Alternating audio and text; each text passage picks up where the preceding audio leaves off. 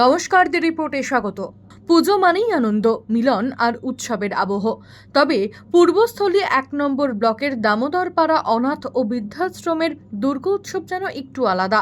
কারণ প্রতি বছরের মতো এবছরও শিশুদের হাতে সূচনা হলো দামোদরপাড়া অনাথ আশ্রমের দুর্গাপুজোর।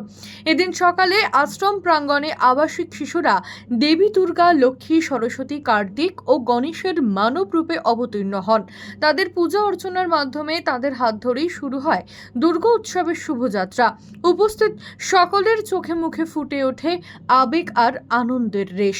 এই পুজোর সঙ্গে জড়িয়ে আছে এক বিশেষ ইতিহাসও। এলাকার বিধায়ক তথা রাজ্যের মন্ত্রী গত ২৫ বছর আগে নিজের উদ্যোগে এই আশ্রমে পুজোর সূচনা করেছিলেন। আজও তিনি সেই ঐতিহ্য ধরে রেখেছেন।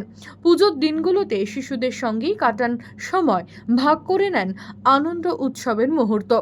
সেদিন অনাথ আশ্রমের বাচ্চাদের সাথে বাংলা টেলিভিশনের অভিনেত্রী তথা কামারহাটি পৌরসভার কাউন্সিলর শ্রীতমা ভট্টাচার্য অনাথ আশ্রমের বাচ্চাদের সাথে আনন্দ ভাগ করে নেয় এবং সারা দিনটি কাটান। বলা যেতেই পারে এ যেন দেবী আরাধনার পাশাপাশি মানবিকতার এক বিরাল উদাহরণও। শ্যামল পাল, দ্য রিপোর্ট। জয় হিন্দ।